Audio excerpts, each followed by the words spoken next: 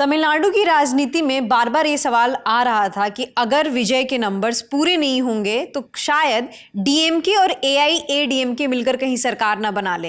लेकिन अभी एआईएडीएमके की तरफ से स्पष्ट हो गया है कि वो डीएमके के साथ मिलकर कोई भी सरकार नहीं बना रहे हैं। इस बारे में आगे क्या जानकारी है हमारे साथ शुभम बताएंगे। जी शुभम।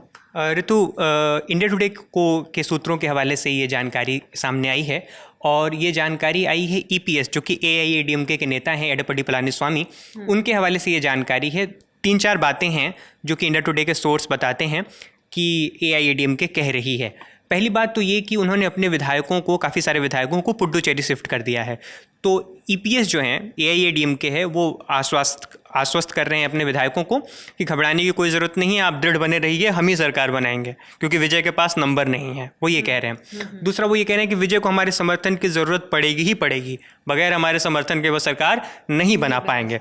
और तीसरी सबसे अहम बात उन्होंने कही है कि ये जो चर्चाएँ चल रही हैं मीडिया में कि एआईएडीएमके और डीएमके यानी कि अन्ना द्रमुक जिसे कहते हैं वहाँ पे, ऑल इंडिया द्रविड़ मुनेत्र कड़गम और डीएमके द्रविड़ मुनेत्र कड़गम, ये मिलकर सरकार बना लेंगे। तो ऐसी जो संभावना है या जो ये सुगबुगाहट है, इसको उन्होंने सिरे से खारिज किया है। तो ये एक बातचीत है डीएमके एडीएमके के गठबंधन को लेकर, उन्होंने ये बात कह दी है। और एक चीज़ और बड़ी महीन उन्होंने कही है, और वो ये कहा है उन्होंने कि उनको दिल्ली से यानी भारतीय जनता पार्टी का समर्थन, मजबूत समर्थन प्राप्त है और उनके विधायकों को घबराने की कोई ज़रूरत नहीं है। उन्हें किसी भी मीडिया से या किसी भी अन्य व्यक्ति से बात करने की ज़रूरत नहीं है। मतलब वो इशारा कर रहे हैं कि आप विजय या उनके लोगों से बातचीत ना करें, आप शांति से रहें, शांति से बने रहें, और कोई भी दिक्कत होती है तो आप हमें रीच आउट करें। ईपीएस कह रहे हैं, मतलब एआईएडीएमके के जो नेता हैं वो ये कह रहे हैं। तो वो ये एक संदेश देने की कोशिश कर रहे हैं कि कहीं उनके पार्टी में कोई टूट ना हो या फिर उनके पार्टी में कोई नया ही धड़ा ना खड़ा हो जाए जो ये बोले कि मैं तो विजय को समर्थन कर रहा हूँ। तो शायद उस तरह की चीज़ों को, और ये जो एक कन्फ्यूज़न सा था कि डीएमके और एआईएडीएमके मिल जाएंगे क्या, उन सब चीज़ों को दूर करने की मुझे लगता है एक कोशिश की गई है। जी, तो हमें विजय का नंबर तो पता चल गया है, लेकिन बाकी पार्टीज़ को कितने सीटें मिली हैं और ओवरऑल तमिलनाडु का नंबर गेम क्या है वो शुभम समझाएंगे। जी शुभम, हम स्क्रीन पर इसकी तस्वीर भी लगा देंगे, फिलहाल आप शुभम से समझ लीजिए कि क्या नंबर गेम है। हाँ ऋतु, नंबर ये है कि आप जानती हैं कि जो तमिलनाडु की विधानसभा है वो 234 सदस्यीय है।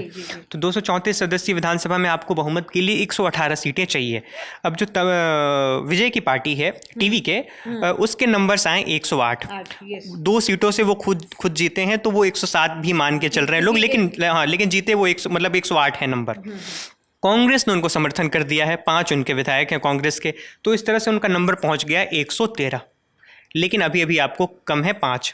ठीक है, अब 5 आप कहाँ से लाएंगे? तो एक आसार ये हैं, एक संभावना ये जताई जा रही है कि जो विजय हैं उन्होंने रीच आउट किया है किनको, तो वीसीके एक पार्टी है वहाँ पे जो कि दलित राजनीति की एक अच्छी वहाँ पे पार्टी है, मुखर आवाज़ है वो। दूसरा सीपीआई और सीपीएम, उन दोनों के पास 2-2 सीटें हैं, तो तीनों को मिला के 6 सीटें हो गई। तो 6 सीटें ये, 5 कांग्रेस की, 11 और 108 टीवी के यानी विजय की खुद की। तो ये अगर ये गठजोड़ मिल जाता है तो 119 सीटों के साथ वो विजय सरकार बना लेंगे। लेकिन जो एआईएडीएमके है, डीएमके है, उन्हें लगता है कि शायद ये नंबर न बन पाए। तो ऐसी स्थिति में डीएमके और एडीएमके को मिला के भी क्या नंबर बन सकता है क्या, उसको लेके मीडिया में चर्चाएं चली। डीएमके के नंबर्स कितने हैं? तो डीएमके के नंबर हैं 59, और जो एआईएडीएमके है जो कि जयललिता की पार्टी, तो दिवंगत जयललिता की पार्टी, तो उनके जो नंबर्स हैं वो 47 है। तो ये दोनों मिलते हैं तो 106 बनते हैं, यानी इनका भी नंबर उतना ही मिलके बनता है जितना करीब विजय का अकेले है। तो ये भी अकेले तो सरकार नहीं बना पाएंगे, इनको भी चाहिए होगा। अब फिर ये किसको, अब Indian union IUML, Indian union Muslim league, उनके 2 कितने जीते हैं उनके सांसद, उनके इंडियन यूनियन मुस्लिम लीग के 2 विधायक जीते हैं। इसी तरीके से भारतीय जनता पार्टी के 1 हैं, DMD के एक पार्टी है उसके 1 जीते हैं, और एक और पार्टी है उसके 1 विधायक जीते हैं। तो ये पूरा का पूरा नंबर गेम है। तो डीएमके एडीएमके साथ भी आ जाएं तो भी वो सरकार बनाने की स्थिति में तो नहीं ही है। तो ये देखना होगा कि कैसे तमिलनाडु की राजनीति आने वाले दिनों में अनफोल्ड होती है, क्योंकि एक करिश्माई एक्टर का वहाँ पे जीत हुआ है, तो जो राजनीति है वो भी सिनेमा की तरह काफ़ी दिलचस्प सी हो गई है। जी, और जैसा कि हम लोग जानते हैं कि किसी भी स्टेट असेंबली में अगर कोई भी लार्जेस्ट पार्टी होती है, उसके बाद जो सेकंड लार्जेस्ट पार्टी होती है उसी का लीडर ऑफ अपोजिशन चुना जाता है। तो एक ये भी कन्फ्यूज़न हो रहा है कि जो वहाँ का लेजिस्लेटिव असेंबली है उसमें अगर लीडर ऑफ अपोजिशन चूज़ किया जाए तो वो क्या डीएमके का होगा या एआईएडीएमके का होगा? और ये तो आगे की बात होगी ऋतु, ये तब तय हो पाएगा जब ये तय हो जाए कि सरकार कौन बना रहा है। तो अगर सरकार बनने की स्थिति होगी कि भाई विजय सरकार बनाएंगे, तो जाहिर सी बात है कि अब जैसे ये देखिए यहाँ पे एक चीज़ जो है वो जो जैसे तमिलनाडु में अभी जो स्थितियां हैं, जो पॉसिबल सिनेरियो है, उसमें लगता है कि हर कोई किसी के साथ भी आके सरकार बना लेगा। लेकिन जितना अब तक समझ में आ रहा है कि दो लोग हमेशा एक दूसरे के खिलाफ अभी रहेंगे वहाँ पे। कौन कौन? तो डीएमके अलग राह पे होगी और विजय की पार्टी टीवीके वो अलग राह पे होगी। ये दोनों आमने सामने ही होंगे, क्योंकि विजय की पूरी जो राजनीति है वो डीएमके के खिलाफ, स्टालिन की सरकार के खिलाफ है, तो वो तो साथ में आने से रहें, जितना अब तक समझ में आता है। हालांकि राजनीति में आप कुछ से भी इनकार नहीं कर सकते, लेकिन कम से कम अब तो यही, अभी तो ये लगता है कि ऐसा कुछ भी नहीं होने जा रहा है।